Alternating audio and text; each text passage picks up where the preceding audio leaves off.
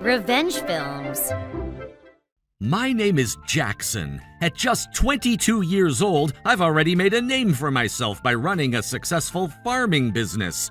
Around here, I've become a bit of a local celebrity. TV crews and magazine reporters have started showing up lately, and thanks to those appearances, I've been getting attention from people of all ages.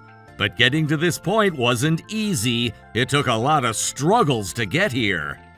I grew up in a family of 4: my mom, dad, younger brother, and me. Ever since I was little, my parents called me the disappointment of a big brother, while my younger brother referred to me as the unfortunate older sibling. The reason? I wasn't as good looking as he was. My parents were both considered quite attractive when they were young, constantly showered with attention. My brother clearly inherited those genes, and he's the kind of guy everyone agrees is handsome. But me? I don't look like either of them. In fact, my appearance is the total opposite of attractive. I look more like my grandfather on my dad's side, who used to be a master carpenter. So it's clear I'm not adopted or anything, but still, my parents treated me like I didn't belong. That kind of treatment became normal. I grew up hurt by the very people who were supposed to love me most.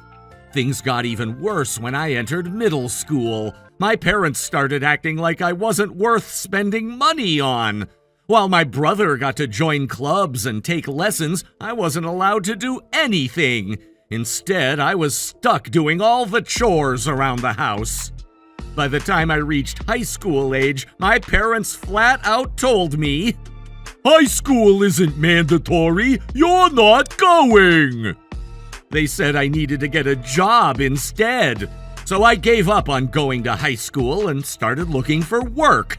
Around that time, something unexpected happened. I ran into my grandfather on my dad's side in town. When I was little, my dad had secretly taken out a loan under Grandpa's name. When he found out, it led to a huge fight, and our family cut ties with him. We hadn't seen each other in 10 years, but the moment he saw me, Grandpa recognized me right away.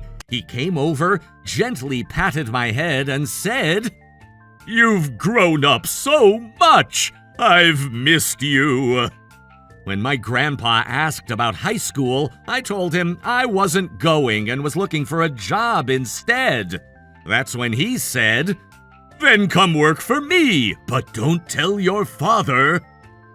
Just like that, I secretly started working for my grandfather as a carpenter.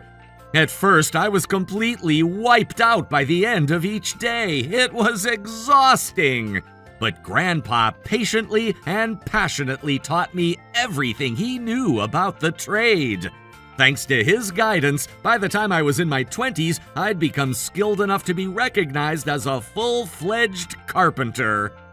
Once I started working, my routine changed. I'd leave home early in the morning and eat dinner at my grandparents' house before heading back. I barely spent any time with my immediate family anymore, and for the first time in my life, I experienced what it felt like to live without constant stress. Even though my parents took every cent of my paycheck and I had almost no money to myself, my grandma made me lunch every day, and dinner was always a warm, home-cooked meal. I truly had no complaints. But that peace didn't last forever. Right after I turned 20, my grandpa fell ill. The illness left his left hand paralyzed. Thankfully, it wasn't his dominant hand, and doctors said with rehab he could still manage day-to-day life. But given his age, he was already past retirement, so it became clear he wouldn't be able to continue working as a carpenter. "I'm sorry, Jackson," he said one evening, his voice heavy with regret. I tried to keep my spirits up and said, "It's okay, Grandpa. I'll use everything you taught me and find a new job." I put on a brave face, but deep down, I was scared. I kept wondering who's going to hire someone who never even finished high school. Still, I started job hunting with everything I had. I spent every day looking, but finding work wasn't easy. Meanwhile, my parents started flipping out. "Why are you home all the time? What happened to your job?" When I told them I was unemployed, they exploded in anger. My brother had just started college, and they screamed at me daily, saying, "How are we supposed to pay his tuition now?" The pressure was overwhelming, and I knew I had to find a job fast, but it wasn't that simple. Days turned into weeks, and before I knew it, 2 months had gone by with no luck. One day, as I was getting ready to head to the employment office, my dad suddenly grabbed me by the collar and said, "Come with me." He pulled me toward the car. My mom and little brother were already inside, and as I got in, they each grabbed one of my arms so I couldn't escape. I had no idea what was going on. After a while, we started driving up a steep, winding mountain road. Then my dad said, "It should be around here. Ah, there it is." He pointed to a rundown cluster of cabins deep in the woods. The 3 of them dragged me out of the car and shoved me toward the place, laughing. "This is where lowlifes who didn't finish high school belong," my mom sneered. There were 4 old, shabby mountain cabins sitting on a large stretch of land. Honestly, it looked abandoned. But I looked around and thought, maybe this is my chance to use what Grandpa taught me. So I turned to my parents and said, "Wait, seriously? I can have this? Thank you!" My dad burst out laughing and said, "You really want this dump? Fine, it's yours. I even transferred the title to your name. Look!" He shoved a deed into my hands, then he added with a smirk, "Don't starve out here, just eat grass or whatever." They all laughed, got back in the car, and drove off. 1 year later, those broken down cabins completely transformed. What used to be a rotting mountain shack was now a sleek, modern-looking space. The large plot of land had been cleared and cultivated into a lush vegetable garden. I expanded one of the cabins and opened a farm-to-table restaurant using the veggies I grew myself. The other 3 cabins?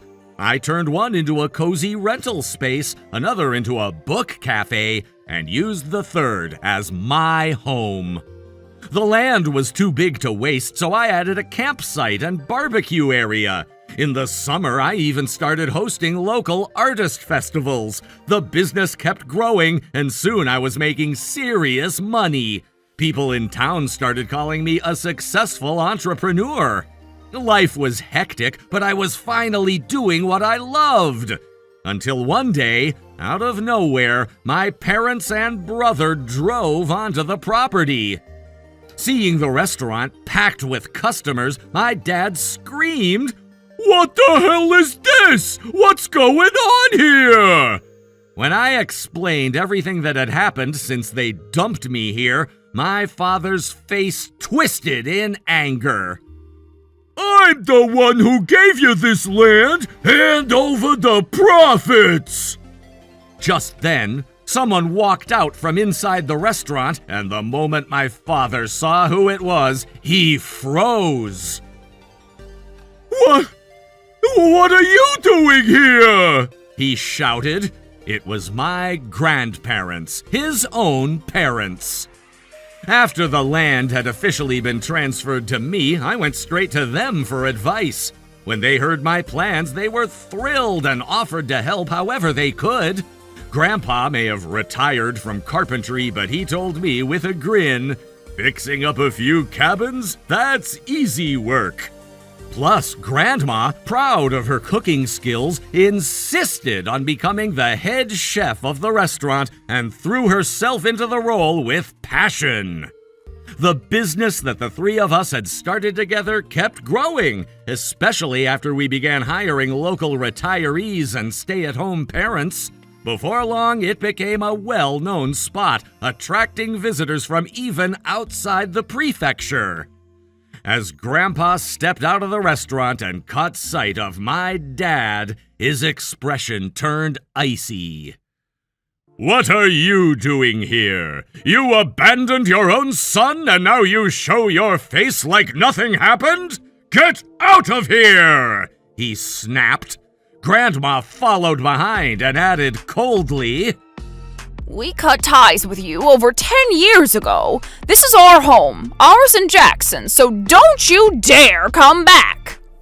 She opened the car door herself, motioning for my parents and brother to get in. Faced with my grandparents, my parents went quiet. They knew that if the past came up, especially the debts they had once forced onto Grandpa and Grandma, they'd have more than just harsh words to deal with. Silently, they got in the car and left. After that day, things went downhill for them. Without the financial help they'd counted on, my parents couldn't afford to keep my brother in college, and he was forced to drop out. He resented them deeply for it and started taking out his anger at home, shutting himself in his room, refusing to go out, and lashing out violently. My parents, afraid of their own son, ended up living in fear, constantly covered in fresh bruises. Eventually, the stress caught up with my dad.